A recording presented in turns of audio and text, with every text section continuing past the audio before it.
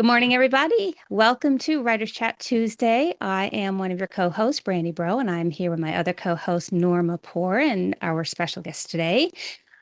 I want to thank you for being here and want to say that if you want to be here live, you are able to be. Join our Facebook Writers Chat members group. Answer the questions so we can let you in, and then you will get notices so you can attend live, be able to ask questions, attend the after party, which is not recorded. But we're so glad that you're here. If you're watching the recording, we thank you. We invite you to subscribe if you like what you see and get all the stuffs. So without further ado, I am going to turn things over to Norma so she can not interview. Where'd that come from? So she can introduce our special guest. But I will say right off the bat, we're talking about writing flaws today. So Norma will tell you more about that. All right. Today, we're going to talk about, as Brandy said, writing flaws.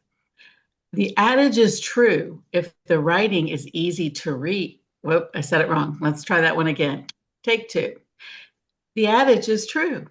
If the writing was easy to read, it was difficult to write. If it was difficult to read, it was easy to write. A good message or story can't overcome bad writing. But don't fret. No matter what draft you have completed, all remaining issues are fixable. You just need to know how to find them and, more importantly, how to fix them. Larry Leech is going to talk to us a little bit about how to fix those problems and make our writing shine to the glory of God. But before I turn it over to Larry, let me tell you a little bit about him. He's fueled by his favorite beverage from a world-renowned coffee chain. Larry J. Leech II spends his days immersed in words.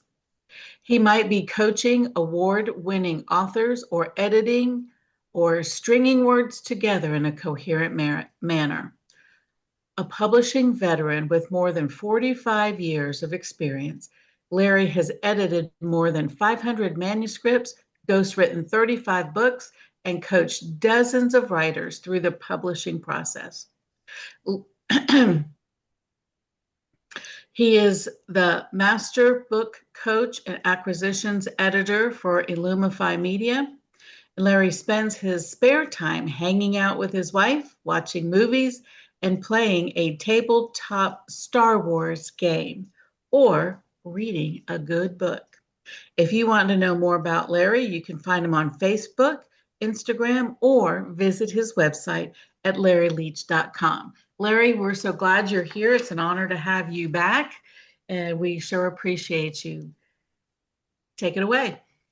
Well, first of all, Brandy and Norma, thank you again for asking me to come back and babble for a little bit and share some of what I've learned over the years in the publishing industry. Those who know me know that my career was kind of split in half at this point. Those who don't know me, I'll just let you know real quick.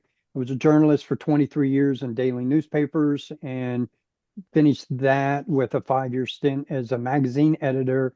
In the second half of my career, I have moved into book publishing, doing the editing and writing that Norma mentioned in my bio. So over the years, I've had some great people tuck me under their wing, knock me on the head a few times because I don't always learn easily. I'm a little bit of a hardhead, but I've learned a few things that I would like to share in the hopes it will help the writers here today and those who will listen later on.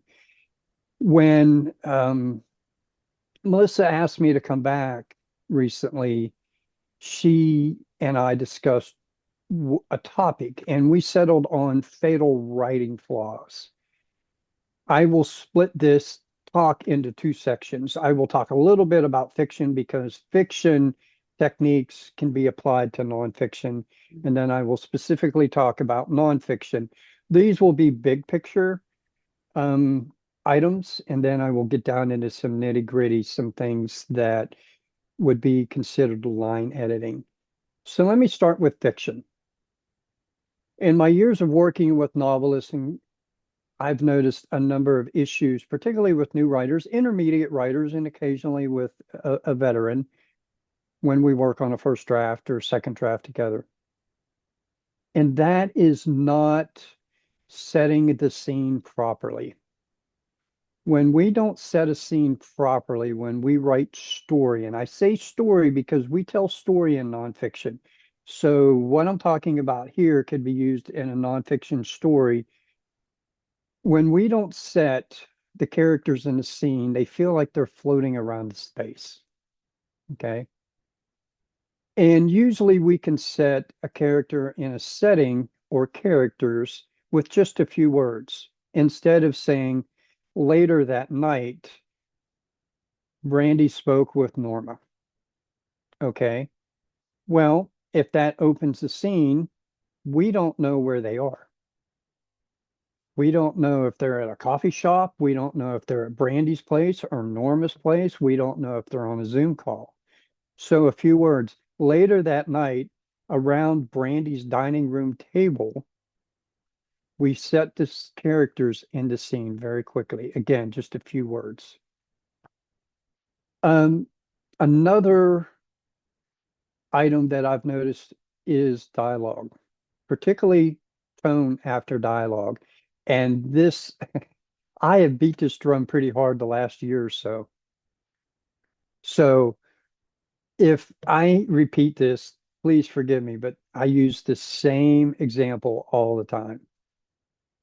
If you write, I hate you, she said angrily, we don't read the dialogue in the intended tone. You also have an ly word in a dialogue tag, which you want to avoid because now you're telling us. So quickly, you could flip it. She said angrily, I hate you. So you read it in the intended tone, but you still have the dialogue tag. One way to get rid of that is to give action. She smacked her hand on the table. I hate you.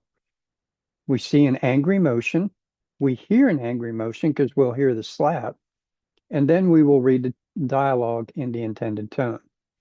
It doesn't always have to be angry with that example. You could have two characters having fun. She giggled. I hate you. So if the context has been set up, she giggled, we will know they're having a good time and we will read it in the intended tone. Emotion. I see this often in memoirs. I see it lacking when we have up situations for your characters. Writers, I've noticed, have a tendency to slip into telling the emotion as opposed to experiencing the emotion. Let the reader experience that emotion. So and so felt angry. I'm going to pick on Rachel Colby. She's here. I like to pick on Rachel. Rachel felt cold. Rachel lives in the Northeast. She's probably cold often. Well, instead of telling us she felt cold by using the word felt, show us. Rachel stepped outside in mid-December, wrapped her, pulled her coat a little tighter around her shoulders. That shows us that she's cold instead of telling us that she felt cold. So your trigger word here obviously is felt. When you write, I do this myself, so what I'm suggesting, I do it myself. If I were God, I would have made hell cold. Thanks, Rachel. I think a lot of us agree. Um, when I write, I keep a piece of paper next to my computer and keep a list of words that I need to look for in my manuscript to fix later on. Because when I write my first draft, it's just flowing. It's just the Lord oftentimes has given me the words and I just feel like I'm doing dictation or my characters are chirping pretty loud in my ear and I just typing as fast as I can. So I keep a list of words. I have something called my Terrible 30. It's a free download on my website. more than welcome to download that. It's 30 words and phrases that hinder writing. Pretty sure felt is on there, but a word that I struggle with often is looked. I'll have a character look 1,000 times in a manuscript, so I have to go back and change that. Short sentences and fragments are something that I feel are missing often in first and second drafts. When we spend 25 words trying to show a character running quickly across the field, we've lost the fast action. Short sentences and fragments. I'm old enough that I can say this. Short sentences and fragments were a big taboo when I was in school decades ago. Okay. We wanted to write long, elegant prose with lots of adjectives and adverbs. Well, yeah, no, that doesn't work in writing nowadays. So, yeah, get into the habit of using short sentences and fragments in these situations. When you want to deepen emotion, when you want to quicken action, when you want to exhibit high anxiety. So those three places are great places to use short sentences and fragments. For example, he ran across the field as fast as he could. Okay, that's not horrible. He ran fast, stumbled, got up, continued running to get away from the demon chasing him. Those short fragments, one word sentences, all just clip it off real fast. And then you come out of it with a medium-sized length sentence.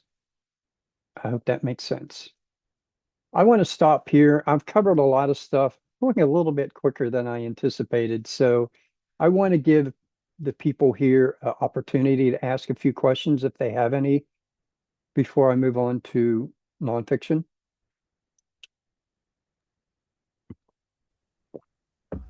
What about amplifying verbs? So using strong verbs versus a weaker verb plus an amplifier? Hmm. Yes, I'm all choked up about that question. Sorry. That would, Lisa, thank you for that question. I had planned to address that in the copy editing, but that's fine. This is a good place. Yes, good writing is based on strong nouns and strong verbs.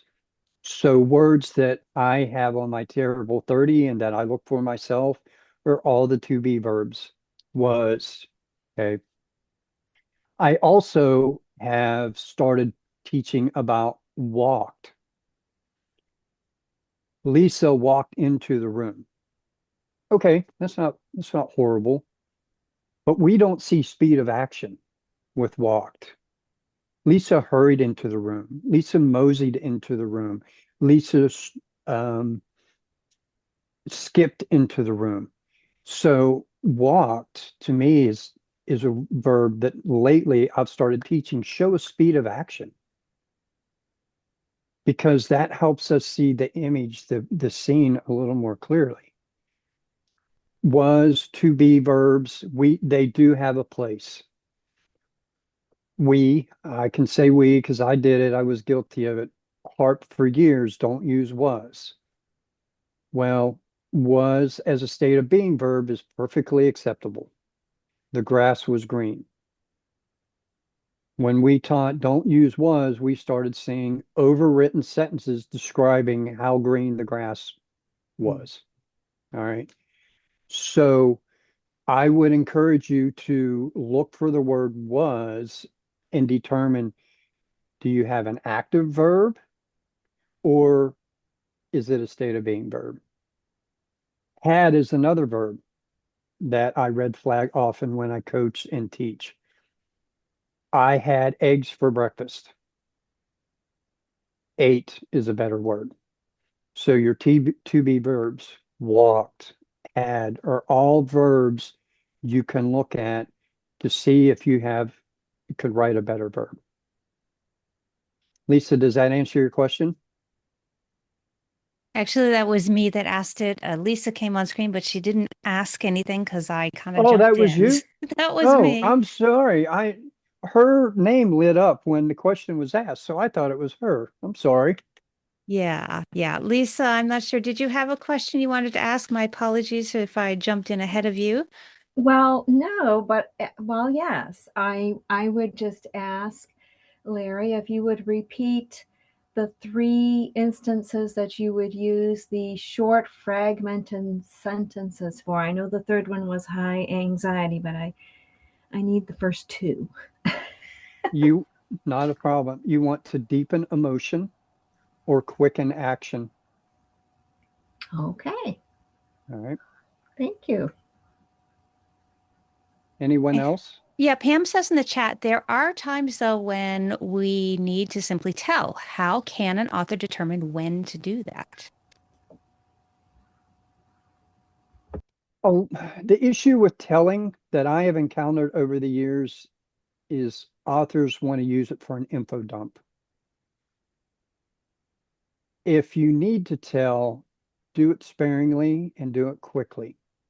Just drop a sentence. It's like tapping the emotional button.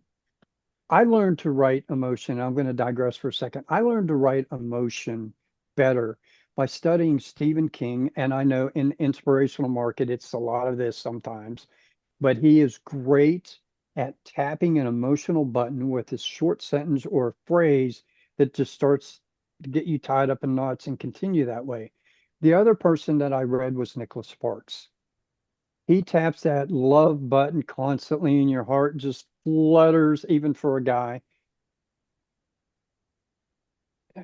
Same thing with telling. Just very, very quickly, don't spend a lot of time on it because the more you tell, the more it feels like an info dump. You're trying to catch up the reader or inform the reader of something that you feel is important instead of showing it either through dialogue or actions and stretch it out a little bit.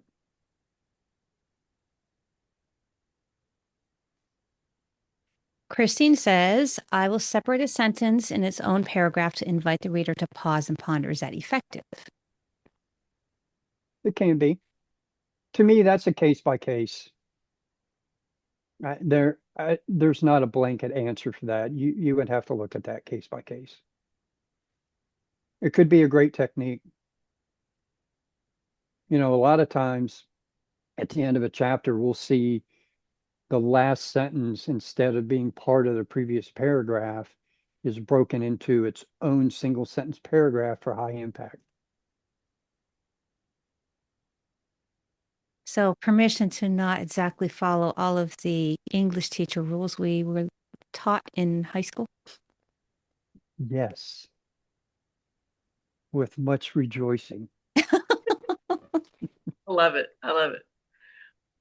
In case you all didn't see, I put in the chat Larry's website, larryleech.com, so that y'all can get his free resources. Thank you. Anyone else before I move on to nonfiction? And I think Melissa just popped in. All right, I'll go ahead. Norma, you were about to say something? No, just saying, yay, Melissa's here. All right.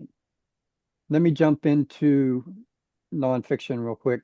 Melissa, welcome. I just spent a few minutes talking about fiction. I will talk about nonfiction now and then get into some details for line editing. Nonfiction. We have various genres of nonfiction. We have the devos, we have memoir, we have Christian living. Each one of those have different guidelines for the writing. Devos, 250 words, scripture, short story, point, prayer. Okay. Memoir is a combination of journalism and fiction. The journalism is the easy part for the author. It's the who, what, why, when, where. It's all the facts that the author knows. The fiction techniques, and this is why it started with fiction, is the fiction techniques that we use in memoir brings the story to life. so the reader can experience the story. Otherwise, they feel like they, being the reader, feel like they have read an old newspaper story. And I say old because old newspaper stories did not have personal opinion interjected by the writer. Christian living and all those subcategories. A technique that I have found that is effective, and I learned this from someone else, it's called spit. Each chapter is story, point, illustration, and takeaway. Story, point, illustration, takeaway. The story, using some fiction techniques, doesn't have to be long. It deepens the connection with the reader. You want the reader, we're all readers, I'm sure. You want the reader to connect with something in that story so they better understand the point. When you have 250, 300 words, you don't want to go too long with your story, because if you have 2,500 to 3,000 words for your chapter, if you spend 1,000 words on your story, you don't have much time for your point, illustration, and your takeaway. So after your short story, you bring out your point from the story.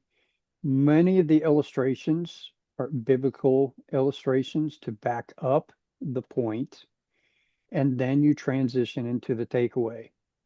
The takeaway, each component are important, but the takeaway must have a strong takeaway so that the reader has something that they can do, that they can apply to their life. That's the point of our Christian living genres.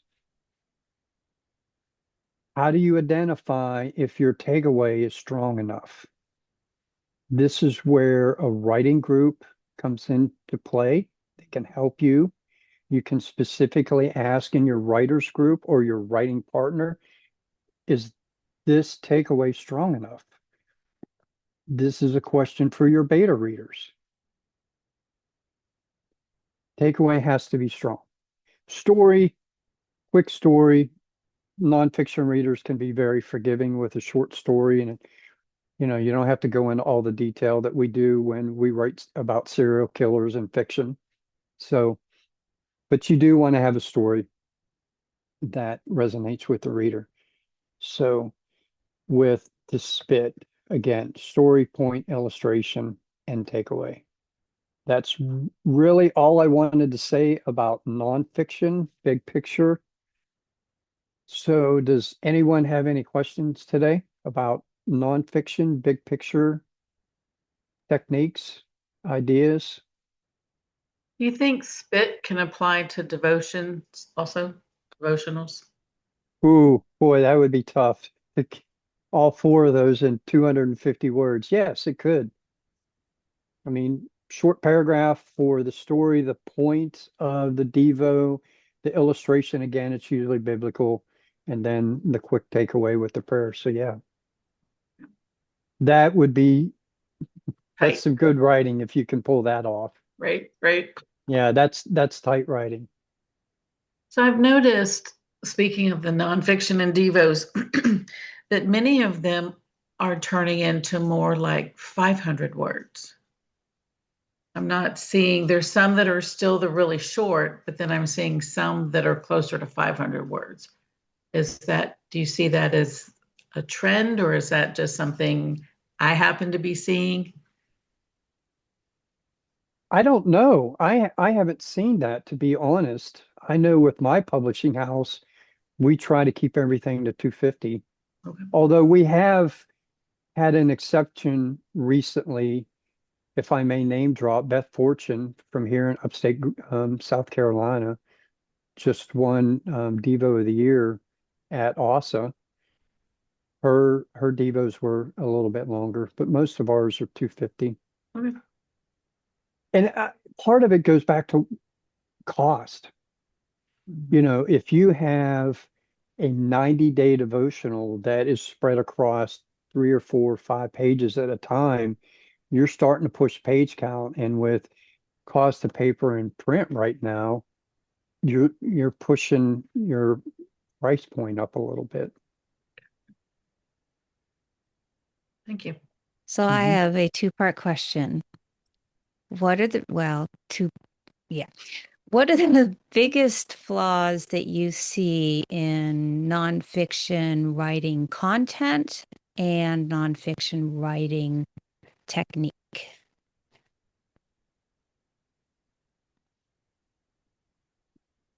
What was the first one? So the biggest flaws in nonfiction content and then nonfiction technique in writing the content. Content would be lack of strong takeaways and illustrations that don't illustrate the point. I My experience, the nonfiction writers know the point that they want to make in that particular chapter. And from personal experience, they have a decent story that could go on top of it. But the illustration doesn't always work, and then the takeaway is not strong enough. Okay. The technique is I have worked with a number of pastors or public speakers who have great communication skills. They could talk spur of the moment for hours on any number of topics. They have to learn that your speaking voice is much different than your writing voice. It does not translate word for word. So that is a technique that in coaching and working with speakers, I've had to teach them how to translate their speaking voice into their writing voice.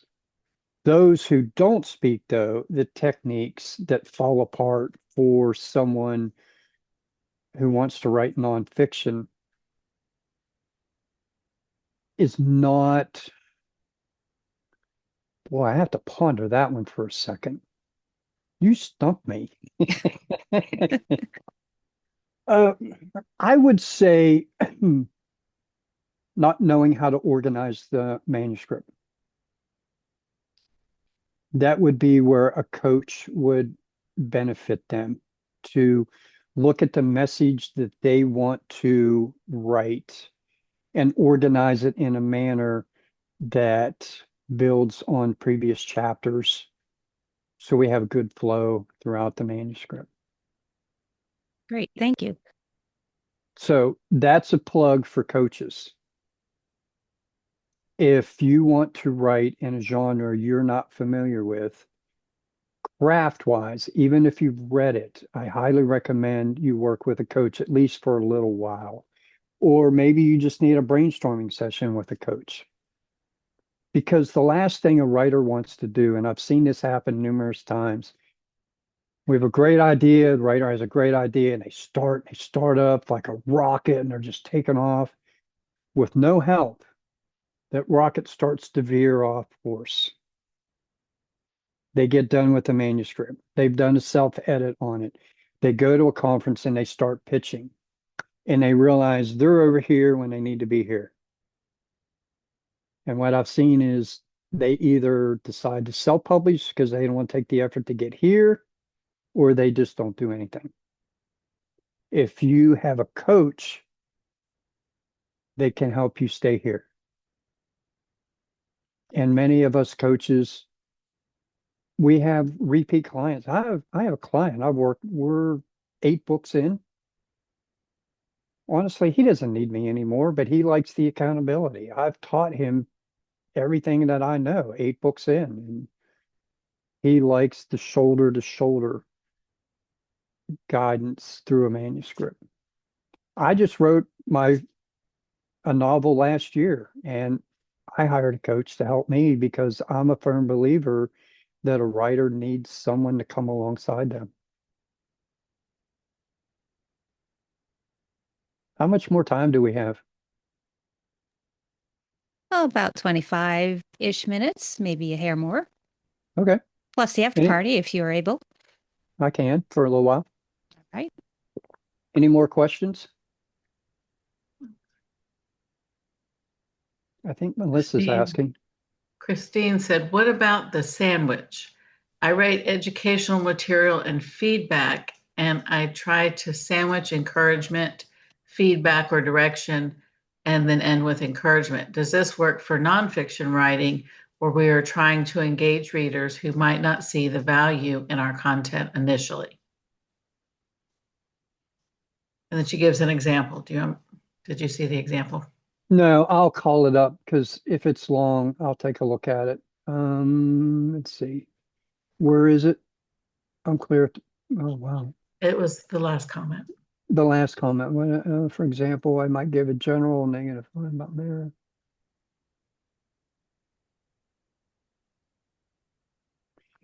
That could work. When I read the first couple sentences here, I think that information would be good in the point part of the spit method. You want to give negative thought, but you want to reinforce it with something positive. Sometimes story will pop in to the point part of spit. So I think this could work here, Christine. I would, Christine, I'll make an offer to you. If you want to send me a chapter of something that you've written that expands on this a little bit, I would be glad to look at it for you. Because this seems kind of narrow right now, so I can't get a full grasp on it. Sorry. Any other nonfiction questions? Don't be shy. How about poetry? Is there a writing coach for a writer who writes poetry? Little Yeah, side shoot on that. I think she's in the room right now, Patricia. I think Patricia writes poetry. I don't do poetry. If I had a hat on, I would tip my hat to the poets. I can't write poetry. I I'm would say just there kidding. there are probably coaches that you can find for all different kinds of writing that you do. It just depends upon where you look and if you're looking and you put it out there and you ask, and Mhm. there's always somebody that's farther along the journey than we are. Yeah, coaches that, yes. And I have to, our job is to help writers. And those of us who coach refer people to each other all the time. If someone needs a coach in an area that I am not great at, I'll send them to someone else and they do the same. The other thing that I encourage writers to do in terms of coaching is I would talk to 3 or 4 before you settle on someone because you are stepping into a relationship with that person and you need to trust them with what you're doing because writers, we just spill our guts. We pour out our hearts. And you have to trust that coach has your best interest at heart and they're not just in it to add another client to their list or make money or whatever. And we all pretty much use the same technique. Anyone in the room that hasn't had a coach, we'll do a consultation. We explain our processes, and the process is pretty much the same. We'll look at increments of the book, usually in order. Most of us can work in progress or complete a manuscript after we review, say, 10, 15, 20, 30 pages. We have a Zoom call with that particular author to review our comments, discussion points. When the book is finished, we ask for a completed manuscript with all the rewrites and do a full manuscript review at the end. We all of us pretty much do the same thing. I have an editing team will help with my dissertations. Okay. Who was that? Kimberly? Mhm. Very cool. She asked, should I save the editing team for the book or have them help me with final edits for the dissertation? Is her question. What was it again?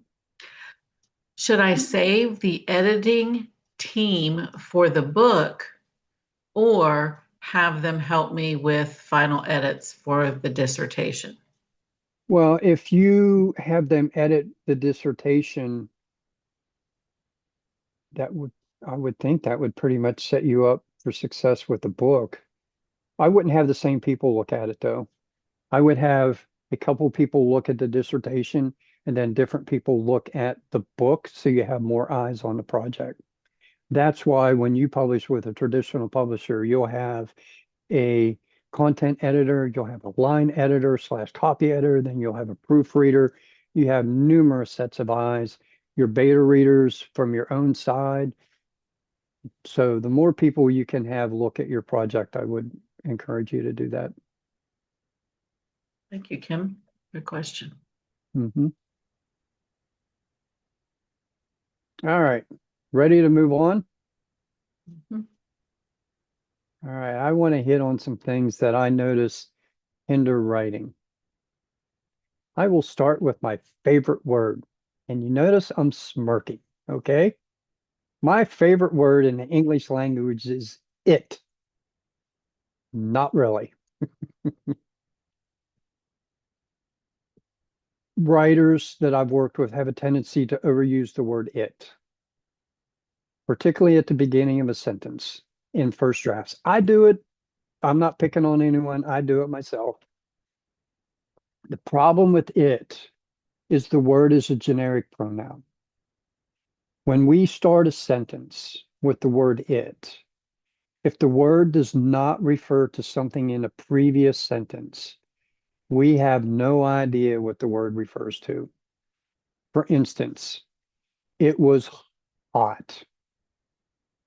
It refers to hot, but it's later in the sentence. And even though it's two words later, we don't know what it refers to. The other usage of it that I see often, it was.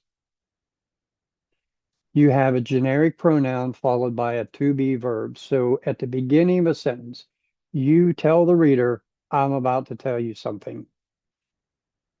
So when I coach and I edit, that gets flagged with the comment ugh, and the reader knows, the author knows you have to fix that. So add it was to your list of words to look for. Exclamation points. I learned this phrase from Al Gansky years ago. Al Gansky was a popular novelist in our industry for a long time, ran the Blue Ridge Christian Writers Conference. He said, exclamation points are like cockroaches. Get rid of as many of them as you can.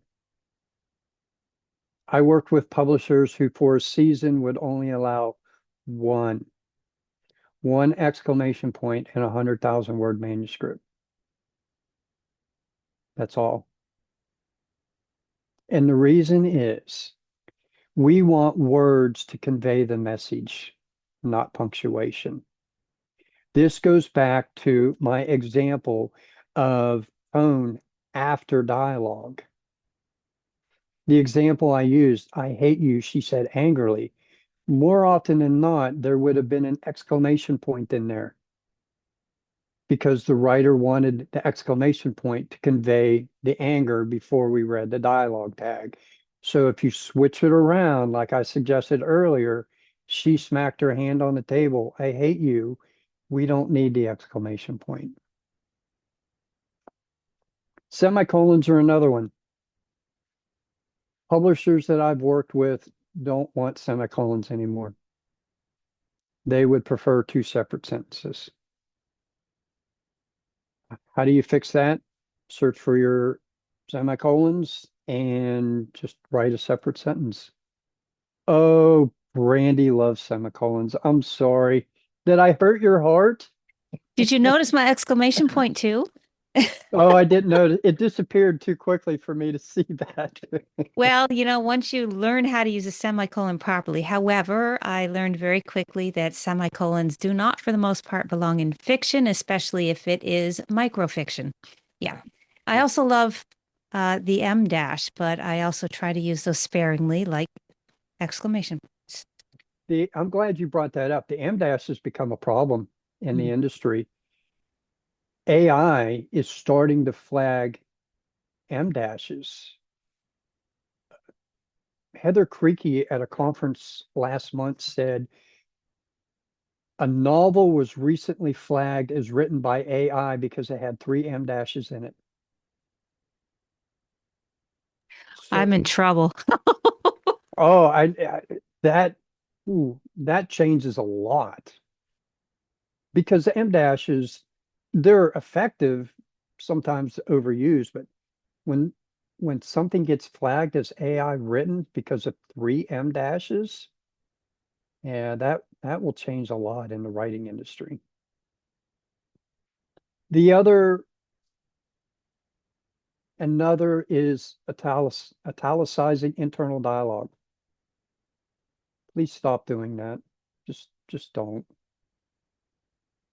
Readers studies have shown italics hinder the reading experience.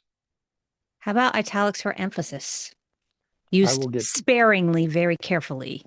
yep, I was, yes. You can emphasize a keyword, key phrase with italics, but to italicize internal dialogue, just use regular font. And there's some tricks to indicate that you're coming into internal dialogue. When we write spoken dialogue, action before spoken dialogue helps us understand the speaker did the action and then spoke. Internal dialogue is the same thing. If you can write a 1 to 3 word sentence before the internal dialogue, we know that the internal dialogue comes from the person that, excuse me, that's did the action, performed the action.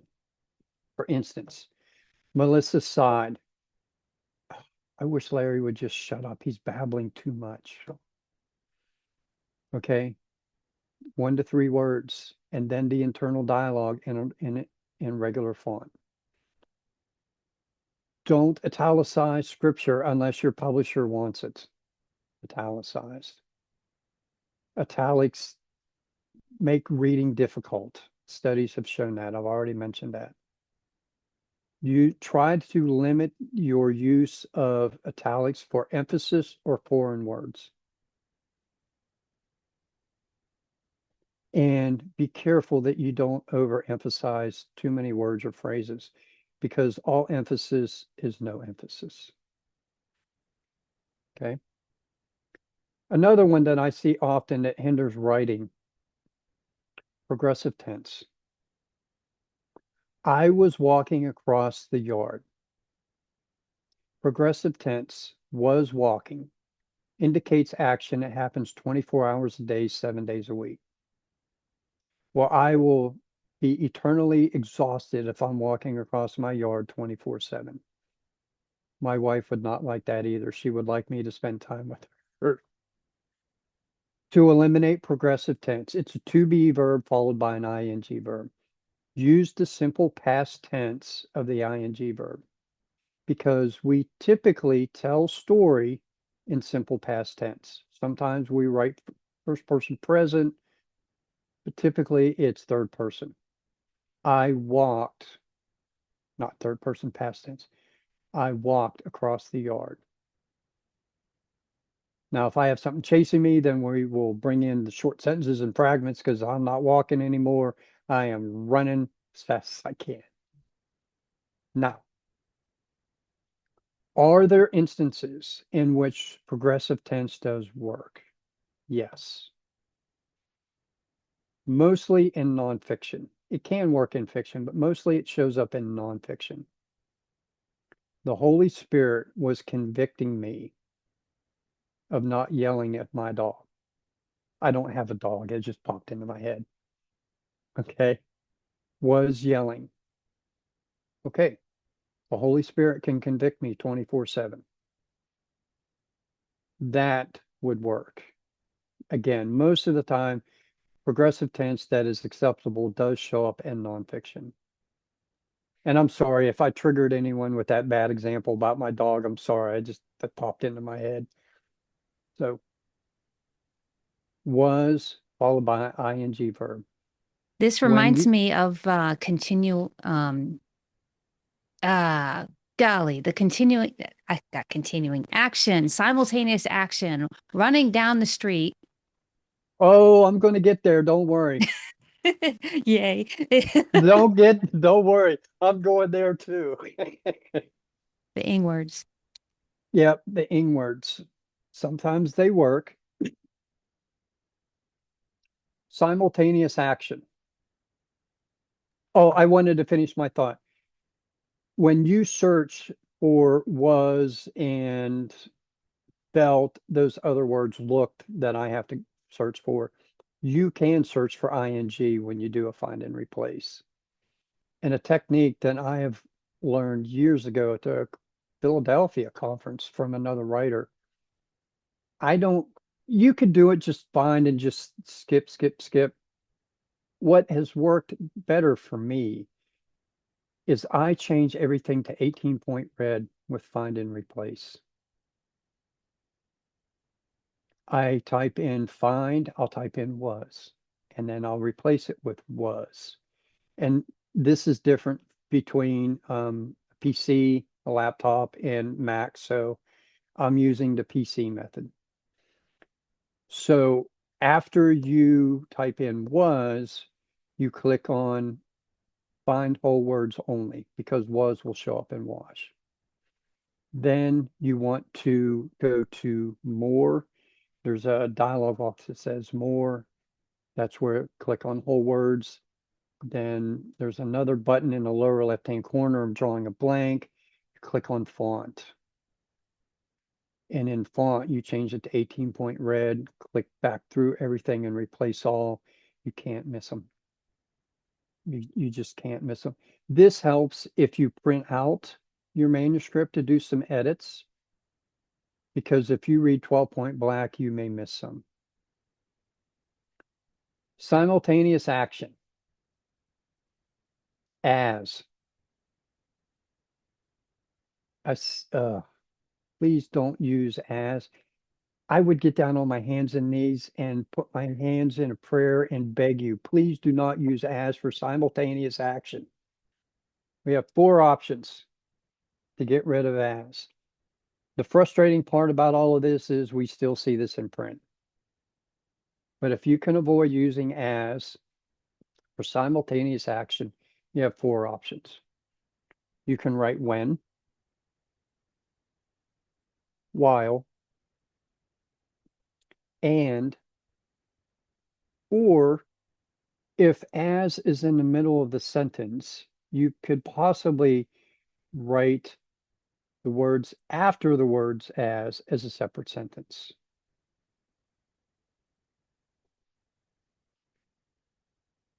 For instance, I'll use an example off the top of my head. Brandy, if you don't mind, I'm going to pick on you since you brought up simultaneous action.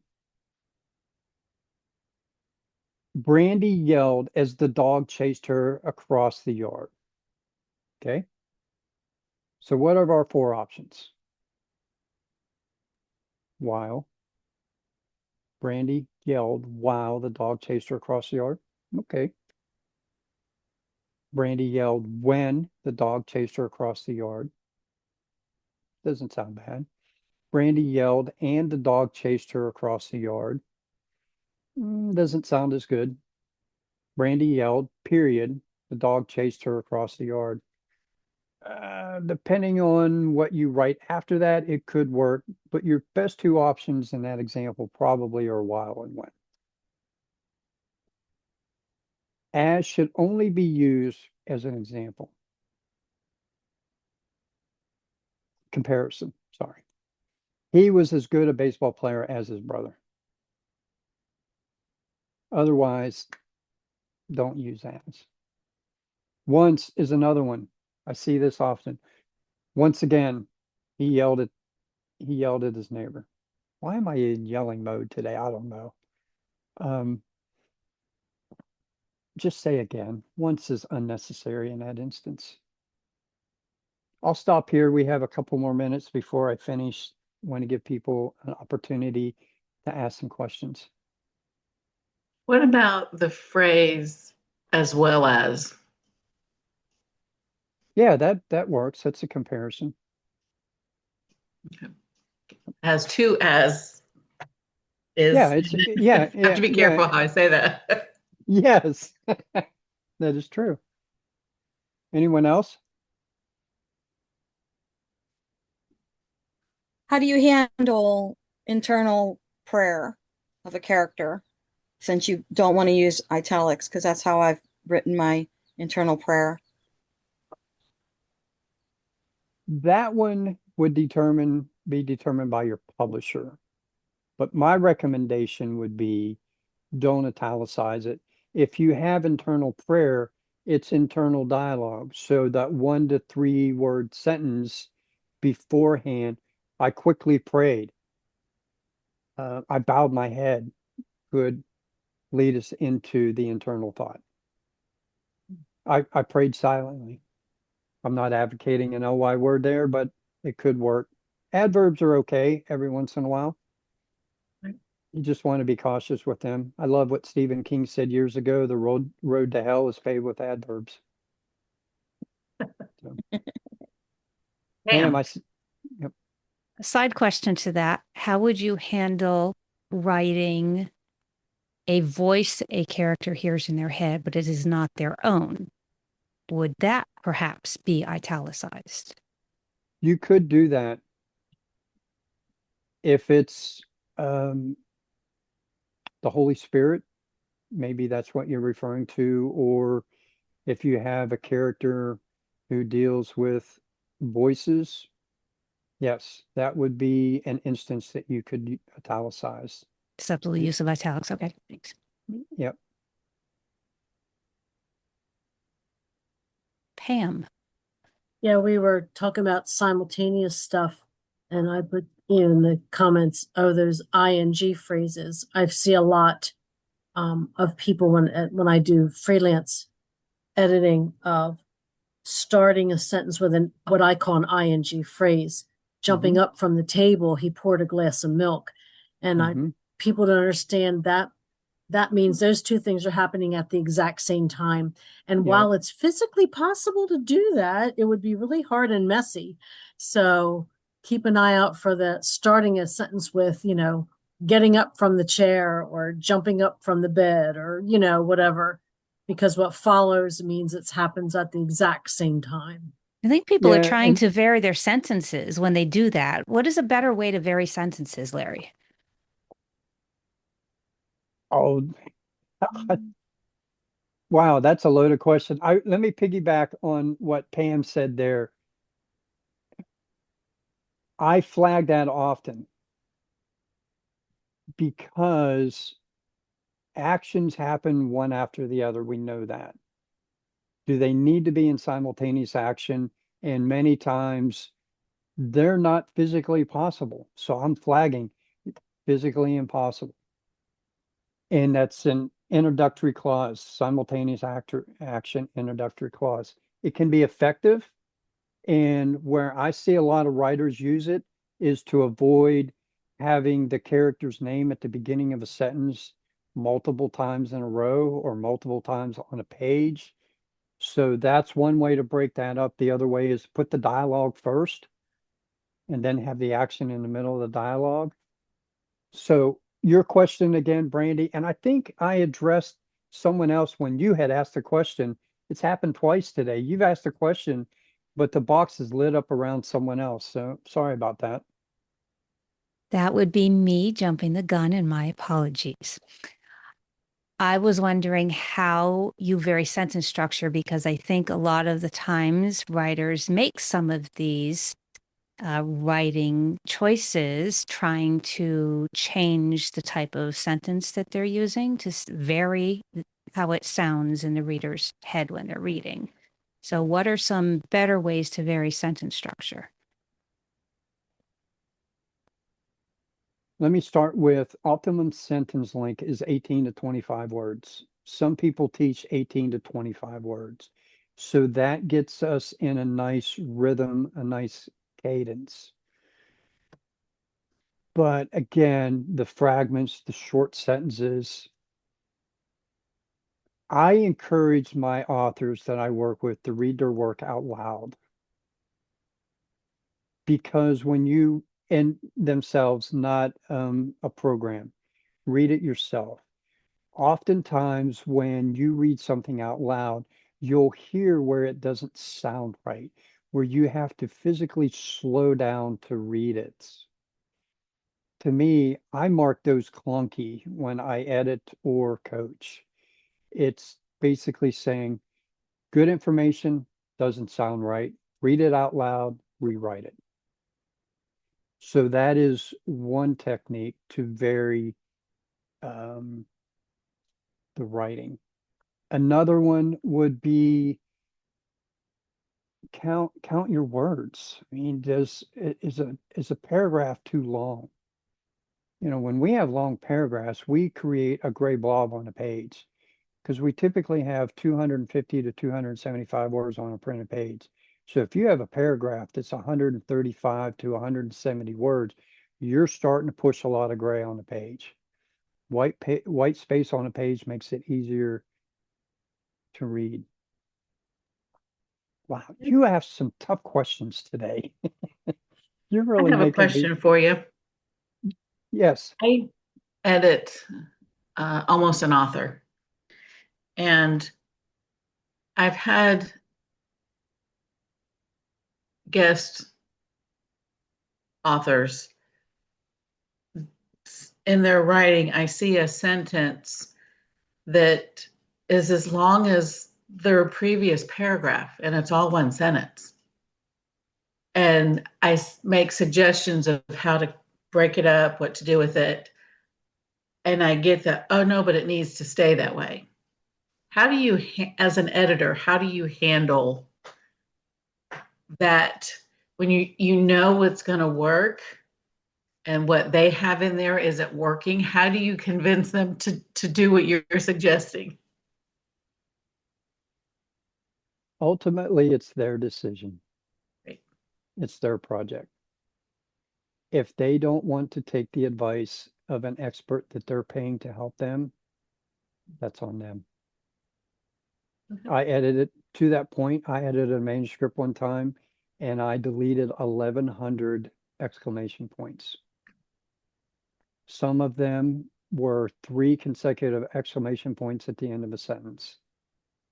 The author put every one of them back in. I'm like, okay, it's your call. It's your book. They self-pub. So I can only guide someone with my knowledge and my experience to do what I think is best for them. If they don't want to listen to it, that's up to them. Gotcha. Okay. I mean, I know It, I can't twist their arm or threaten them or anything, but I just didn't no, know if you had any tips of the it trade to emphasize or try to encourage that person to reason. okay, let me suggest this.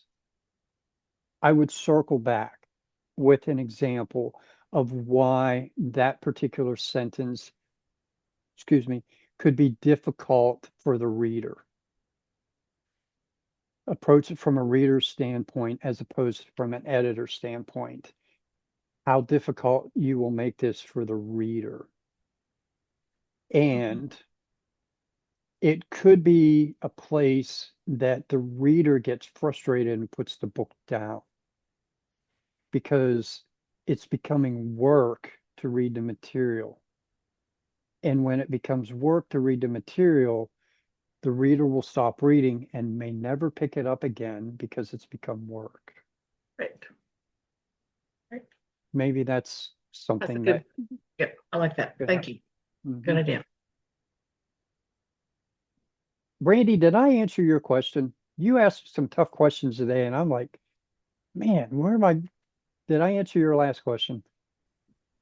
I think you gave some very good suggestions for helping writers recognize when things are the same and what they can do.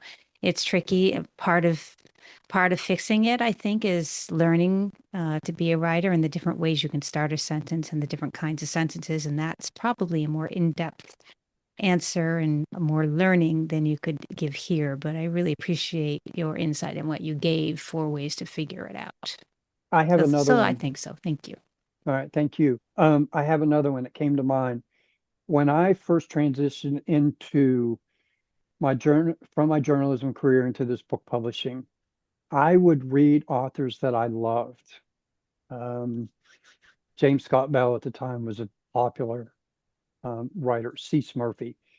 I would underline words and phrases in books, which was taboo for me before that. I would never mark up a book, but I'm learning and I read books. I read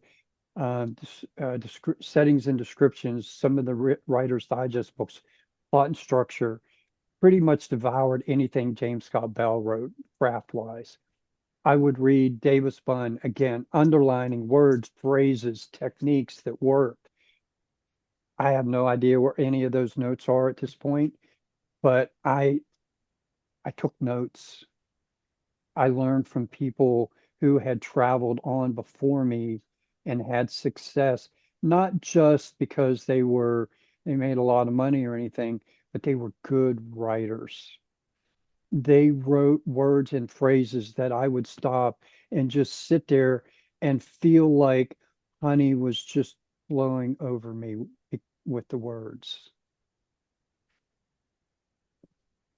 Study.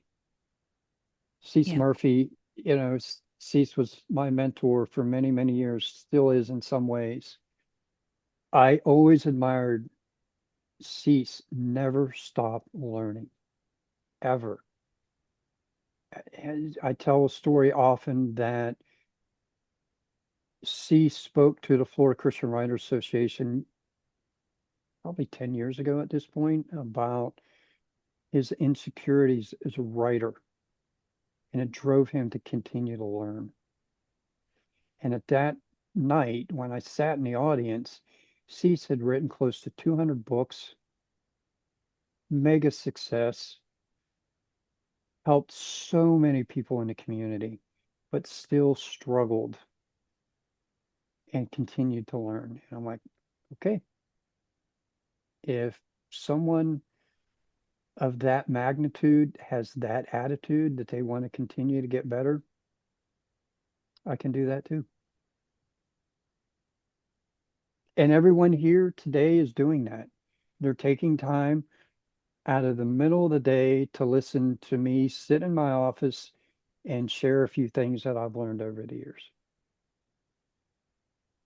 And I appreciate that. And hopefully, when Madeline or Patricia or Leslie, Rachel, Christine, LM, Lisa, Kimberly, when it's your time to share in a capacity like this or at a writers' conference, you do the same thing. Because basically what's happening here, I don't know the ages of these people. I don't know the writing journey of a lot of these people. It doesn't matter. There's always someone ahead of us and someone behind us. And my mantle is to keep learning from those in front of me and to help those behind me. So anyway, I'll get off my soapbox so I don't Good fall word. hurt. That's a great way to end this episode. Absolutely. Thanks.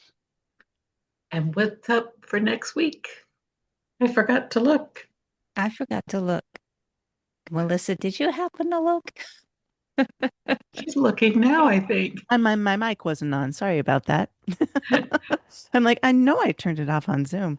Anyway, yeah, Karen Beery is going to join us and talk about self-editing, and she's going to connect that with her book that she wrote on self-editing. So we'll get a little little tutorial from her. She's been editing for quite a number of years and has a lot of good insight. So Great looking piggyback forward to off of having today's her show. back. Yeah. Absolutely. Absolutely. I edited that book. It's pretty good. Oh, Oh, nice. awesome. I did. And I'll be honest, I had to make very few changes in it. It was very well written. That's Excellent. funny. All right. Anything else before we close out today's recording? I think that's about it. But if everybody who's here who can, please stay for the after party for a little bit. All And right. everybody else, I guess we will see next week. See you next week. Bye.